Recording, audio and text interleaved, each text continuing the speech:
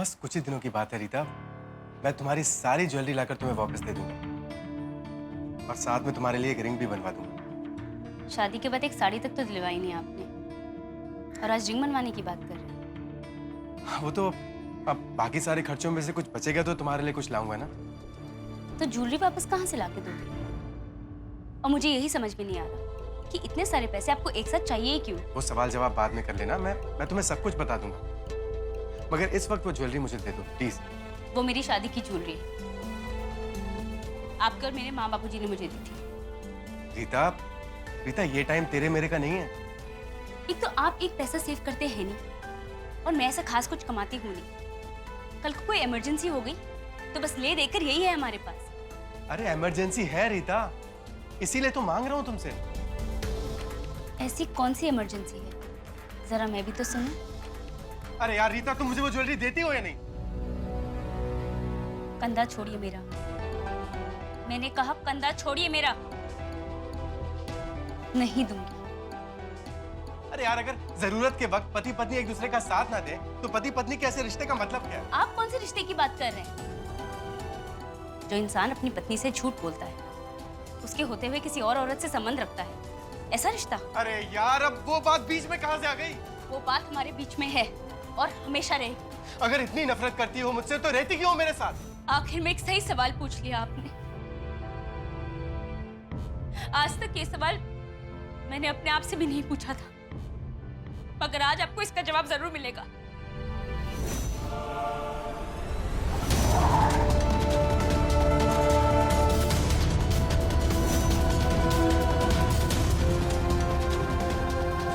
भाई का पैसा दबा कर बैठा ना तू। चल चल, तुझे विक्रम भाई बुला रहे, चल। मैं दे दूंगा। चल नहीं तो यही ठोक दूंगा। निरंजन! निरंजन! बापूजी! निरंजन! चल बापूजी! चले, गाड़ी चालू कर, डाल इसको। चल चल।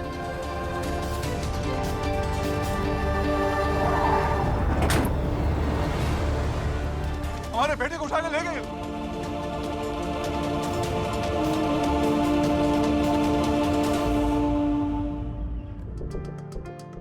गायत्री, मेरे बेटे को कुछ नहीं होगा ना? चाची, कुछ नहीं होगा।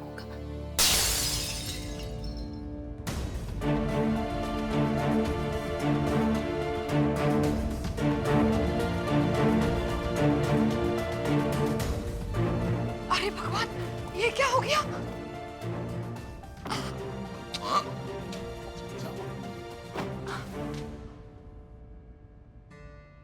गायत्री, ये तो बहुत बड़ा अपशकुन हो गया। इस वक्त कुछ भी बुरा मत सोचिए चाची, अच्छा सोचेंगे तो अच्छा ही होगा।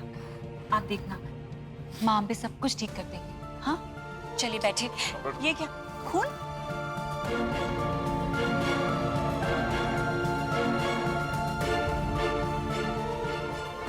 मैं ठीक हूँ। बाबूजी बैठो इधर।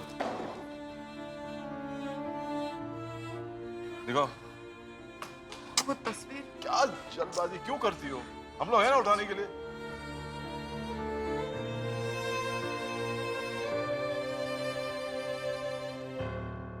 बाबूजी, ये मेरा दोस्त है सचिन पाटिल,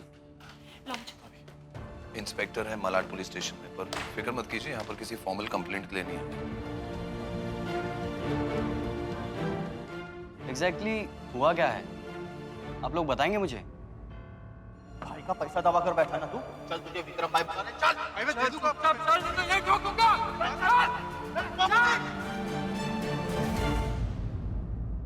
ये तो क्लियर है कि वो लोग कोई प्राइवेट मनी लेंडर्स हैं। ये लोग बिना किसी चीज को गिरवी रखते हुए उल्टे सीधे ब्याज पर लोन देते हैं और फिर वसूली करते समय ये सब करते हैं। इनका धंधा इनके डर के बल पे चलता है। यार सचिन, ये लोग निरंजन को कोई नुकसान तो नहीं पहुंचा? वैसे इन लोगों का कोई ईमान धर्म तो होता नहीं है, मगर एक बात तो है, निरंजन को नुकसान पहुंचाकर उन्हें कोई फायदा नहीं होगा। जैसा कि मैंने कहा, इनका मेन हथियार लोगों को डराना ही होता है, और डराकर बस इन्हें पैसे वापस चाहिए होते हैं। जो आज हुआ वो बिल्कुल आपकी और बापूजी की ही गलती है। ये तुम कैसी बातें कर रही हो? मैं बिल्कुल सही कह रही हूँ दीदी। माँ बाप अपने बच्चों को सिर्फ ज्यादा सख्ती से नहीं बिगाड़ते, बल्कि ज्यादा लाड प्यार से भी बिगाड़ते हैं। ये जब भी आपके पास आए पैसों की, आपने कभी मना नहीं किया। जब जो मांगा उठा के दे दिया। बस यही बात इनके दिमाग में बैठ गई। मैं कुछ भी कर, कितना भी नुकसान कर, माँ बाबूजी है ना, दे देंगे पैसे। और देखिए, जो बात 5-10 हजार से शुरू हुई, आज 10 लाख पर पहुंच गई है बाबूजी। चलो मान लेते हैं कि सारी गलती मेरी, और तुम सबको भी जो भी इल्जाम लगाने हैं मुझ पर लगा लेना।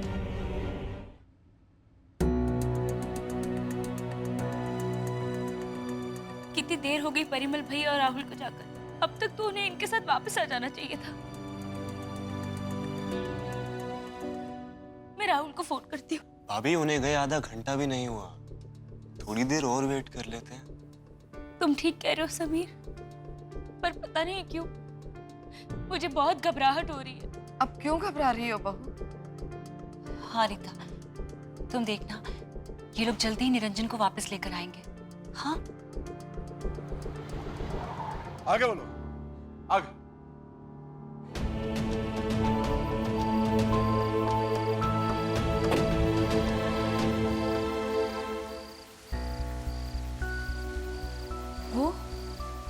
वो कहाँ है? वो उन लोगों ने बैग ले लिया है और कहा है कि निरंजन थोड़ी देर में घर पहुंच जाए। भैया उन्होंने मुझे कहा था कि तुम ज्वेलरी ले आओ और ये लोग मुझे छोड़ देंगे, इसीलिए मैं जा रही थी, लेकिन आपने मुझे जाने नहीं दिया।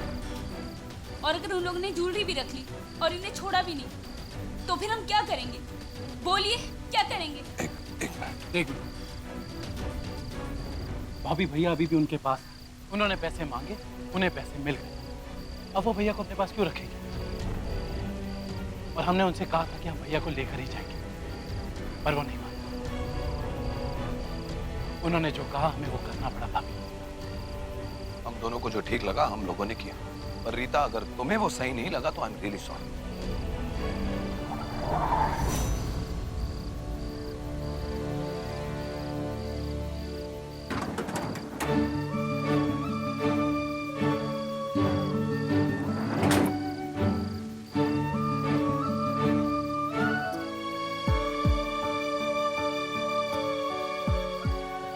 क्या हालत बनाती है तेरी।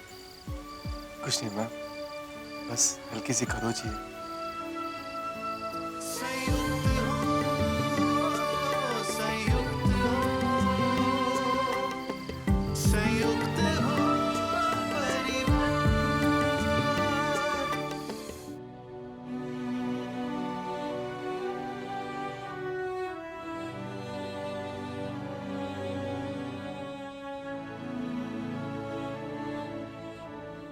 Thank you so much Rita. बाकी सबने तो जो किया वो किया, मगर सच ये है कि आज तुमने मुझे बचाया और उसके लिए थैंक्स अगेन।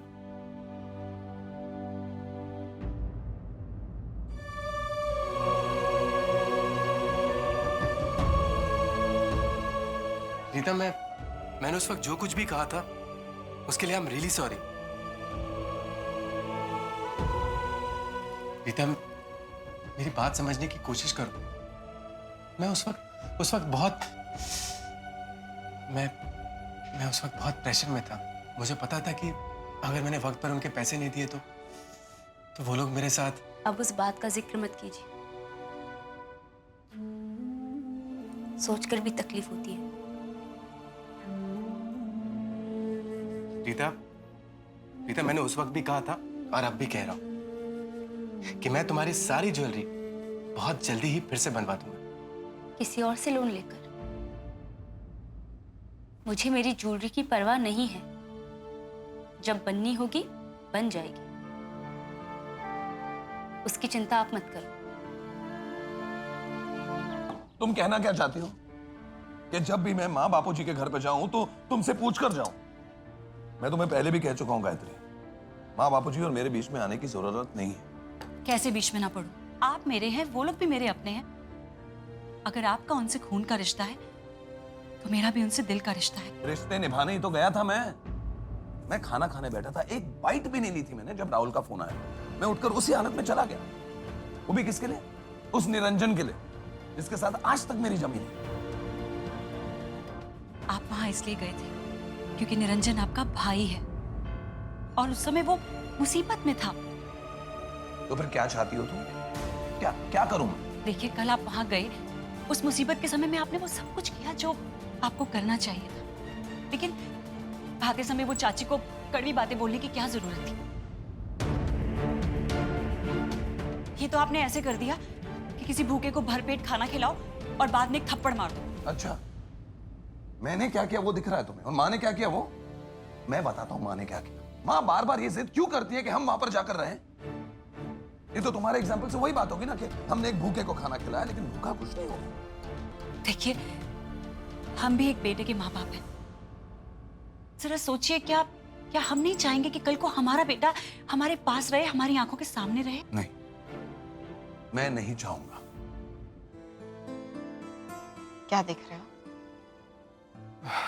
नहीं, कुछ नहीं। मैं रीता बता रही थी कि कल इसका कांच टूट गया था। सोच रहा हूँ कि इसे ले जाकर इस पर नया कांच लगवा लूं। बाहर का कांच कमजोर था, टूट गया, लेकिन अंदर की तस्वीर देख, मजबूत है। इसे कुछ नहीं होगा और ना ही हम होने देंगे।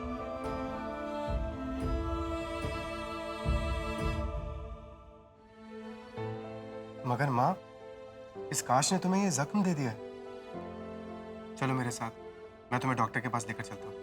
कोई नहीं बेटा, ये जख्म ज्यादा गहरे नहीं है।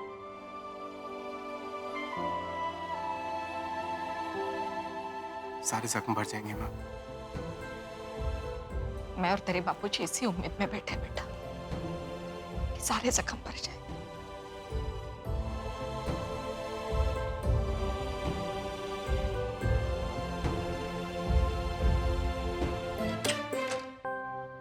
अरे उदय, तू अचानक जीते रहो। Hi mom. फोन किए बिना ही आ गया? कॉलेज में छुट्टी है क्या? नहीं मॉम, मैं ऐसे ही आ गया। चल, ये तो तूने बहुत अच्छा किया। पता है, मेरा भी 1-2 दिन से बड़ा मन कर रहा था तुझे मिलने का। अच्छा, ऐसे यहाँ आने से पढ़ाई का कुछ नुकसान तो नहीं होगा ना? नुकसान नहीं होगा मॉम। फिर ठीक है। और तेरे पापा को पता है कि तू आ रहा है? नहीं। अरे उदय, आप अचानक? वो एक फाइल भूल गया था। तू कैसे आ गया बेटा? कॉलेज में छुट्टियां चल रही हैं क्या? छुट्टी नहीं है, ऐसे ही आ गया अपनी माँ से मिलने। ठहर, मैं अभी तेरे लिए कुछ बना के लेकर आती हूँ। नहीं मॉम, मुझे कुछ नहीं चाहिए। Hot chocolate? मुझे पता था। लेकिन हॉट चॉकलेट तो खत्म हो गया है। कोई बात नहीं, मैं बस मार्केट से अभी लेकर आई। हाँ, तुम लोग बातें करो। और कॉलेज में छुट्टी नहीं है तो फिर कुछ और काम है क्या?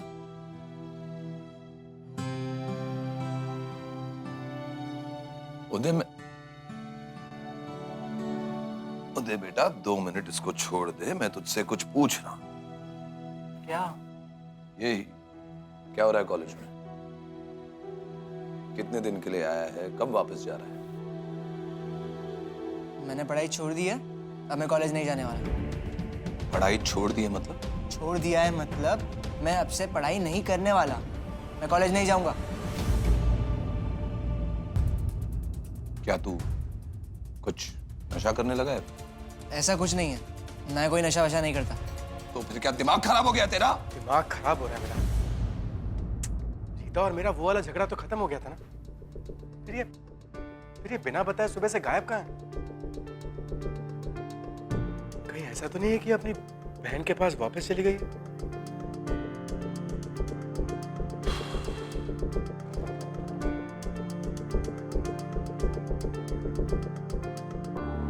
एक बार फोन कर लूं क्या?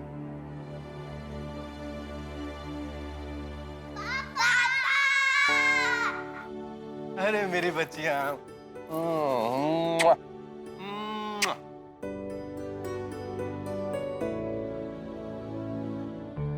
अरे पापा, आपके फेस को क्या हो गया? ये तो बस ऐसे ही मैं जरा ठोकर खाकर गिर गया था बेटा। तो आप तेज भाग रहे होगे। मम्मी कहती है संभल कर चलना चाहिए। और बेटा मम्मा की बात हमेशा माननी चाहिए। देखो मैंने मम्मा की बात नहीं मानी और मैं गिर गया ना, मगर अब से मैं मम्मा की बात हमेशा सुनूंगा। और ये मैं वादा नहीं कर रहा हूं, बल्कि ये कह रहा हूं कि पूरी कोशिश करूंगा।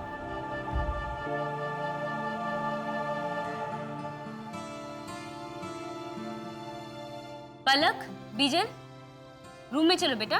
चलो चलो चलो चलो चलो। चलो जल्दी चलो। Bye bye, love you. पागल हो गया तुम्हारा बेटा।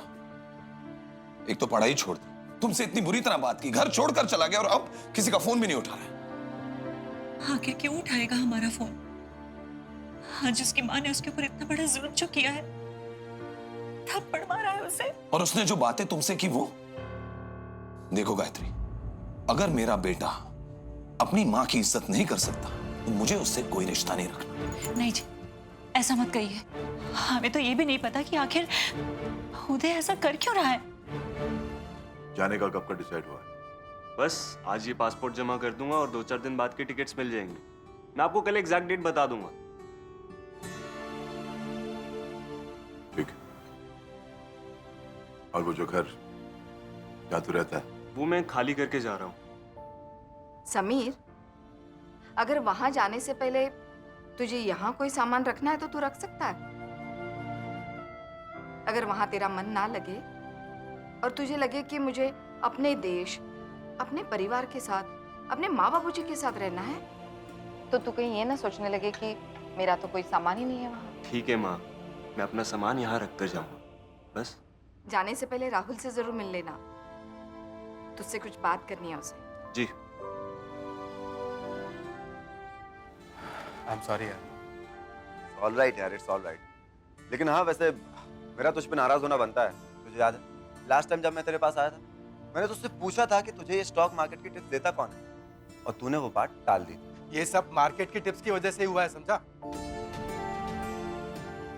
एक आध टिप्स सही निकली तो मैंने लालच में आकर गलत लोगों से लोन लेकर मार्केट में पैसा लगा दिया। गॉड, मैं कितना बड़ा बेवकूफ था यार। मैं कितना बड़ा बेवकूफ था यार। खुद को क्यों कोसे जा रहे इस तरह से? खुद को ऐसे परेशान करेगा तो कुछ बदलेगा क्या? नहीं बदलेगा। Just relax, everything is fine. तू सही कह रहा है दिनेश। मैं पहले से ही खुद पे गुस्सा था ना, इसलिए मुझसे ये गलती हुई। मगर अब मैं दोबारा ये गलती कभी नहीं करूंगा। अभी तक तूने जो भी फैसले लिए अपने हिसाब से लिए और उनका कोई खास रिजल्ट आया भी नहीं। मैं सिर्फ ये चाहता हूँ कि आगे तू जो भी फैसला ले, जिस भी रास्ते पर चले, सोच, टाइम दे अपने आप को, लेकिन जिस रास्ते पर भी तू चले उससे वापस आने की जरूरत ना पड़े। समझ रहा है ना मेरी बात? और तू रुक, तेरी तो खबर ना मैं लेती हूँ। हाँ? दीदी को बिना कुछ बताए आ गया। पता है कितनी परेशान है वो।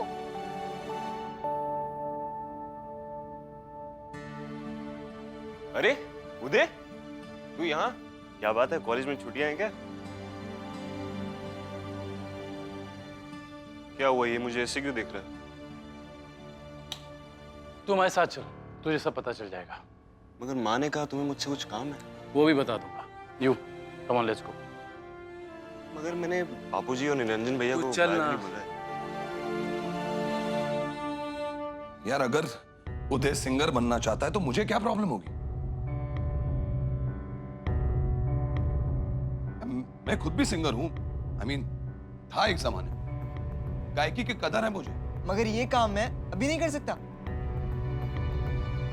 उदय, मेरे ख्याल से तेरे पापा के कहने का मतलब ये है कि तेरी एज में अक्सर लोग इम्पल्सिव फैसले कर लेते हैं, और अगर आगे चलकर उन्हें ऐसा लगा कि उन्होंने कोई गलत फैसला ले लिया तो वापस मुड़ कर आने में बहुत वक्त लग जाता है, और कई बार इंसान इतना आगे बढ़ जाता है कि वापस आना पॉसिबल ही नहीं होता। मगर मैंने ये डिसीजन बहुत सोच समझ कर लिया है, मैं वापस नहीं आऊंगा।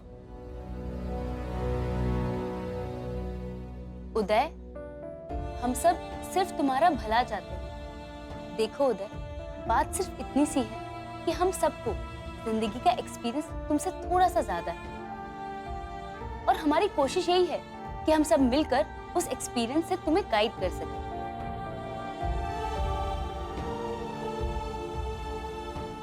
और बड़ी, तू सिंगर बने, सक्सेसफुल हो जाए, हमारे लिए इससे ज्यादा खुशी की बात और क्या होगी। पापा तो ये कभी नहीं चाहेंगे, क्योंकि इनके सपनों में तो मैं हमेशा अमेरिका में पढ़ रहा होता हूँ। हाँ, मेरा सपना है कि तू अमेरिका जाए। काउंसलर के कहने पे मैंने गाना गाना शुरू कर दिया और काफी हद तक मेरी प्रॉब्लम्स ही सॉल्व होने लगी। आपको पता है पापा, मैंने बैंड क्यों ज्वाइन किया? ताकि मैं आपसे दूर जा सकूं।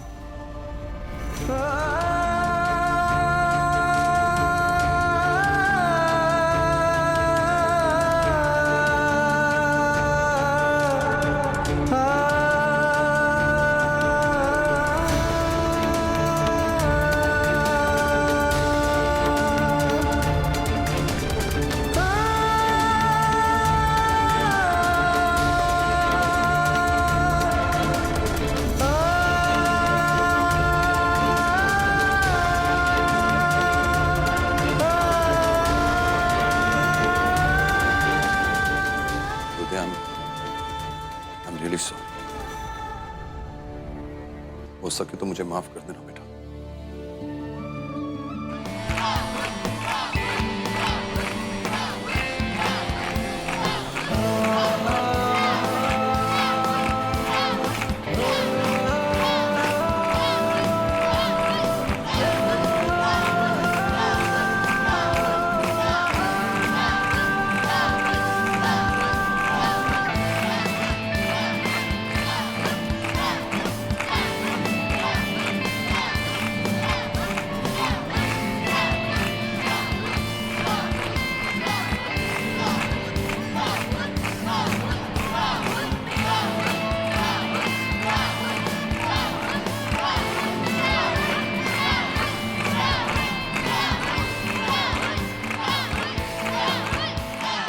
चाचू जल्दी करो।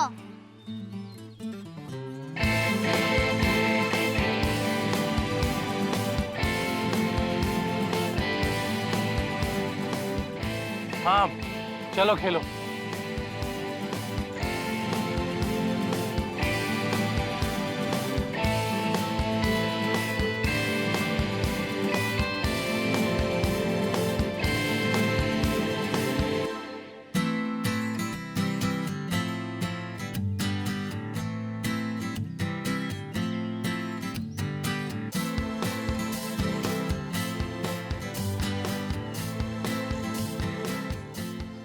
आपके सपने दिखने का सीक्वेंस थोड़ा गलत हो गया। अगर पहले राहुल की शादी के बारे में सोचते तो।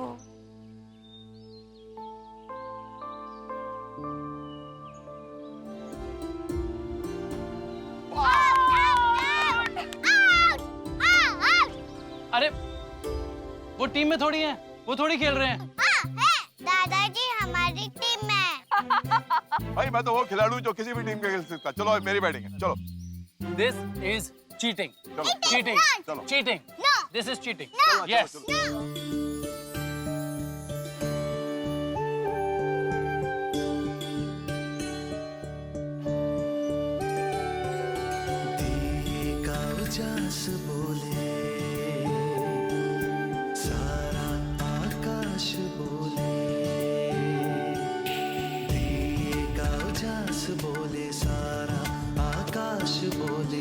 अपनों से होता है संसार, का उजास बोले सारा आकाश बोले, अपनों से होता है संसार, आशा की धूप है ये। अरे भाई, आज के खेल में तो मजा आ गया। क्या मजा आया बापूजी। आप और समीर कितनी चीटिंग करते हो। और तूने तो माँ को भी अपने साथ मिला लिया था। चलो चीटिंग के बहाने ही सही, माँ किसी से तो मिली। माँ क्यों बात बात पे ताना मारते रहती हो? फिर कहती हो कि मैं यहां पर आता क्यों नहीं?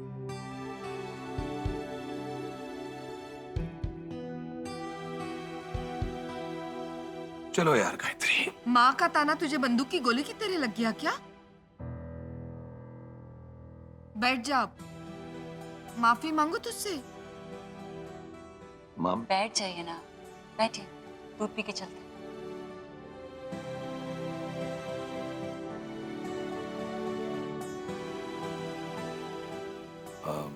समीर, तू कहीं जाने वाला था ना, कहाँ जा रहा है? पेरिस जा रहा हूँ भैया। आज एक्चुअली आया भी इसलिए था कि एक बार जाने से पहले सबसे मिल लूं। कितने दिनों के लिए? भाभी, वापस आने का भी कुछ पक्का नहीं है। सीधा क्यों नहीं बताता? हमेशा के लिए जा रहा है?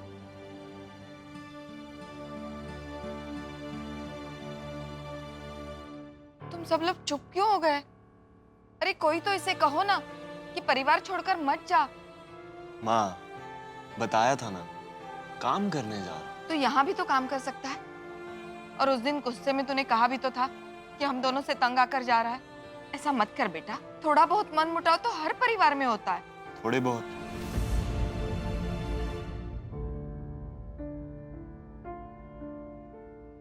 छोड़ो ना माँ, मैं कुछ कह दूंगा तो आपको बुरा लग जाएगा। जैसे मेरे बुरा लगने की परवाह है तुझे। और आपको बड़ी परवाह थी मेरी।